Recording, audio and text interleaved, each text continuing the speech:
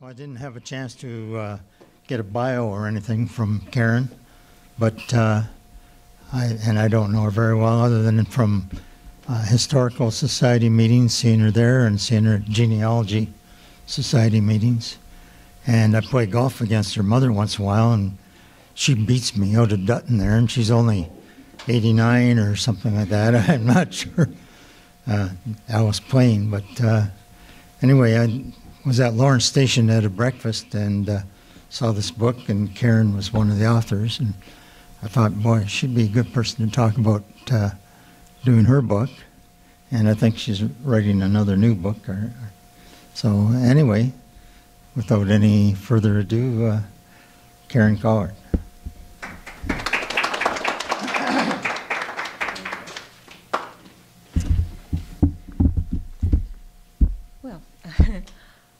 Thank you, Dean, for inviting me. I hope I don't bore you to death. I'll give you a little history on Lawrence Station to start with. Our book is a history of Lawrence Station from 1870 to 2009. Lawrence Station is located in the northwest corner of Southwold Township. It's the only town in Southwold Township that wasn't founded where there were a main four corner or crossroads. It was founded around the railroad station. William Lawrence and his wife, Hester Burwell, she's a Fingal girl, moved to this location south half lot 12, concession 2 in the early 1850s. He was a carpenter and a farmer. Now the Great Western Railroad for the Canadian Airline Railroad Company began laying land for a new loop line from Glencoe in Middlesex County to Fort Erie in Welland County. Fort Erie is right across the river from Buffalo, USA. And so William Lawrence donated 6 acres of land for a depot along the railroad, and it was named in his honor. Now, being an entrepreneur, he quickly built the Lawrence Hotel, and he housed many of the construction workers. Now, trains began operating on regular schedules by 1872. Now, William and Hetty, as she was called, ran a thriving hotel business. He began selling village lots, and the town of Lawrence was born. There were general stores, blacksmiths, shoemakers, sawmills, stockyards, and a town hall. By the end of the 1870s, the farmer across the road, Alexander McIntyre, thought this was a good idea, and he began selling lots on the other side of the road. Doctors practiced. They built a new Methodist church. There was a bank, a grist mill, and then more general stores, a carriage works, a roller skating rink, the Prince of Wales Lodge, and a telephone central office was located there. The only business that's left in the community is the community hall, and it has a variety of activities go on, and Dean mentioned the first Sunday of every month there's a breakfast there, and they have about 300 people attend on a regular basis. So, they rent the hall for all kinds of occasions. They have a musical jamboree on the second Sunday of every, well, not every month, the winter months mainly. And anyway, Lawrence is pretty dear to a lot of people's hearts. I went to school there for part of my public school education in the old one-roomer. But anyway, in 1909, a ladies' club was formed called the Kensington Club.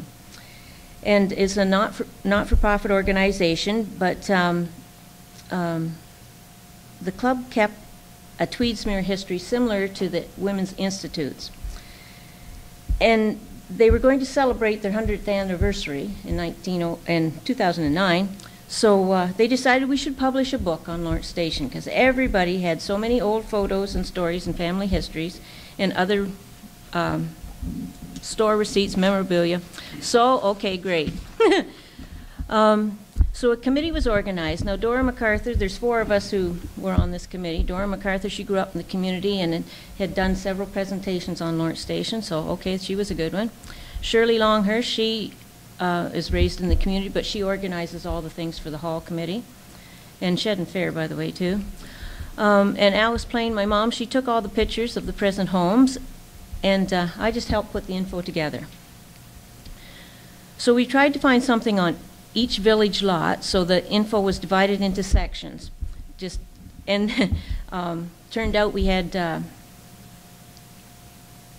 39 when we were all done. We did each little lot, village lot, and we did something on each one. And then we took some other things of interest, like the Ball Diamond, the school section, the airplane crash site, West Magdala Creamery, peoples and items of interest, the post office, and clubs and societies. In trying to make the places recognizable, pictures were taken. You can look at my book anytime, but we took pictures of what the place, here's one, what it looks like now, what a place looks like now, and then we had old photographs of what it looked like days gone by. And then we added history and old pictures and newspaper articles and a Lawrence family tree.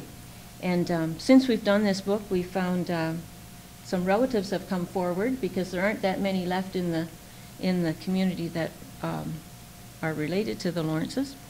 But we found a few more, so it's all exciting when you do that. One lady, we looked and looked for a family picture on the Lawrences, and after, of course, we're done, a lady says, "Oh, I've got that in my basement, had it for years." But she's an interesting case, and you might know her because she's Pat Kennington, Doug Kennington's wife, but her grandma that was the Lawrence died when her mom was just born, and so she sort of lost track of all that information, right? She just didn't connect the Lawrence station with Lawrence, and her mom's name, second name is even Lawrence. Anyway, that's what we did, and we had a lot. It turned out pretty good. We took the info to the Elmer Express, and they were just great. I took this. How we took the stuff there was I put it on the computer. So you just take your little data file, the little thing that's this big, and then we took a folder. They wanted a printed copy, and what we had on the computer, and each little file folder had pictures in, and they put it together, and they helped us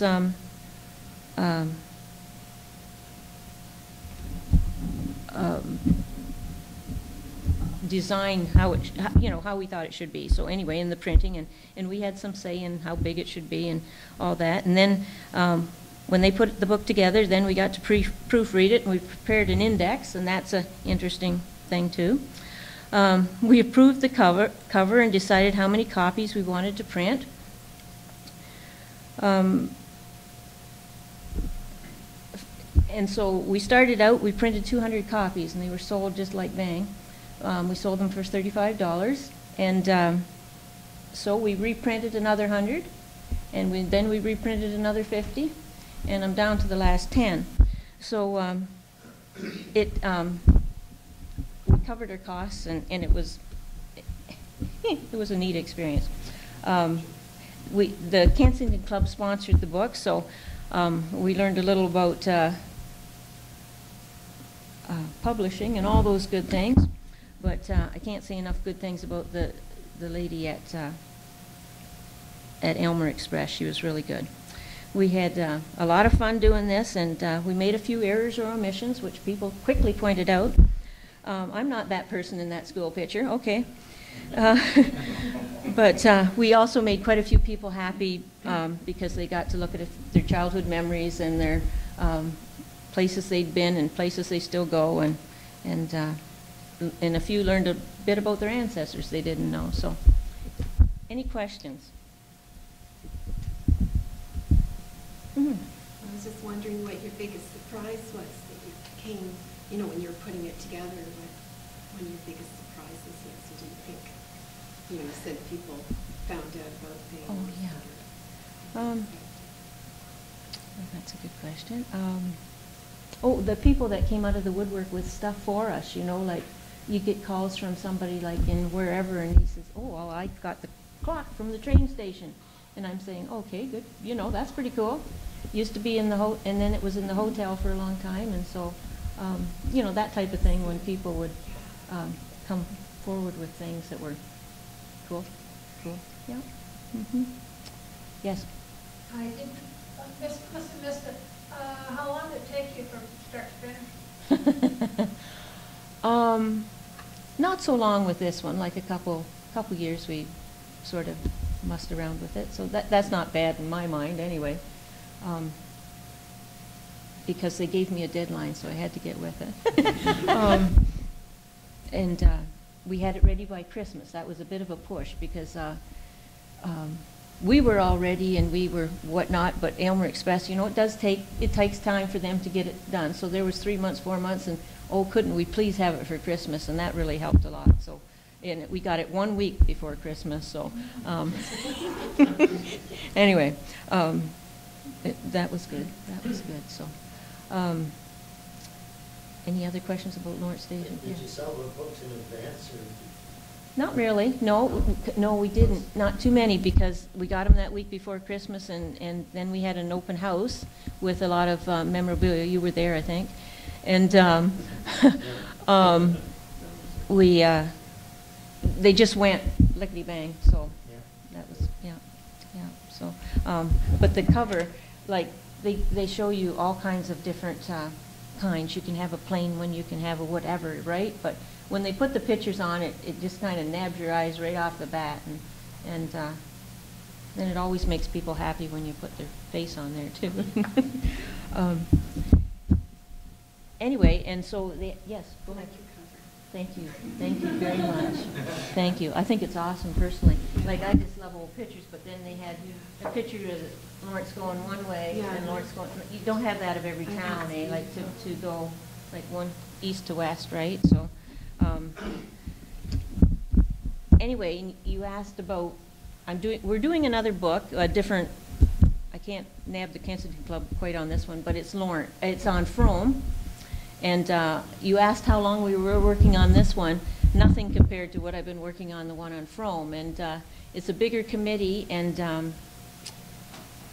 if anybody has anything to contribute, I'd be glad to put your name in and recognize you for your contributions. Now the committee, we started out with about 8 ladies, and those who know, I think 6 have passed on, so I really got to get on that one before it. And we're just about there. I'm just collecting more pictures because the writing part of it's all done. So. Like for this one, Mike even came up with something for us about on the roller skating rink. He has medals in the museum that were won at Lawrence Station. So see, even he'll come up with some good things for you too. So if you're ever doing a book, so right there, he had pictures of William Devine. Billy Devine, yeah, doing winning. So anyway. Is that good enough for Mike? Are we good? That's great.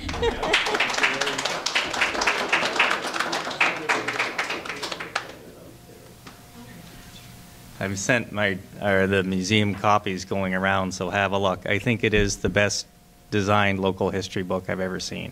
It's unusual for that.